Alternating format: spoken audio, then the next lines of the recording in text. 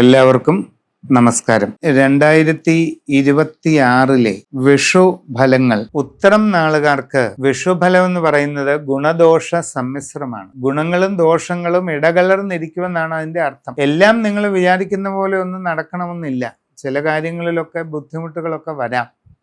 ചില തടസ്സങ്ങളൊക്കെ നിങ്ങളെ വല്ലാതെ അസ്വസ്ഥപ്പെടുത്തിയേക്കാം. ജോലിക്ക് വേണ്ടി ശ്രമിച്ചുകൊണ്ടിരിക്കുന്നവർക്ക് അത് നീണ്ടുപോയേക്കാം. കുറച്ച് കാലതാമസമൊക്കെ വരാം. ഉദ്ദേശിക്കുന്ന പോലെ പെട്ടെന്ന് കിട്ടണമെന്നില്ല. വിദേശ ജോലിക്ക് ശ്രമിച്ചുകൊണ്ടിരിക്കുന്നവർക്കും ആ കാര്യത്തിൽ ഒരല്പം നീണ്ടുപോകാനാണ് സാധ്യത. ഇങ്ങനെയൊക്കെ ആണെങ്കിലും പരിശ്രമം ഉപേക്ഷിക്കേണ്ട.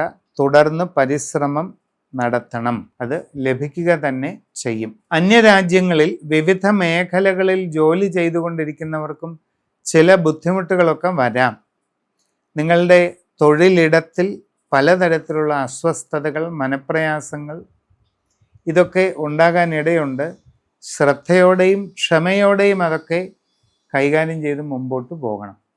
അശ്രദ്ധയും ആലോചനക്കുറവും ഉണ്ടായാൽ അത് ജോലിയെ തന്നെ ബാധിക്കും. കച്ചവടം ചെയ്യുന്നവരാണെങ്കിൽ ശ്രദ്ധിച്ചു പഠിച്ചൊക്കെ ചെയ്തുകൊള്ളുക. നിങ്ങളുടെ അശ്രദ്ധ കൊണ്ട് നിങ്ങളുടെ കച്ചവട രംഗത്ത് പല ബുദ്ധിമുട്ടുകളും നഷ്ടങ്ങളും ഒക്കെ വരാം. യാത്രാക്ലേശവും അലച്ചിലും വരാം. നിങ്ങളുടെ കച്ചവടത്തിൻ്റെ അളവ് കുറഞ്ഞു പോകുന്ന സാഹചര്യം ഉണ്ടാകാം. വിചാരിക്കുന്നത് പോലെ ഒന്നും കാര്യങ്ങൾ നടക്കണമെന്നില്ല.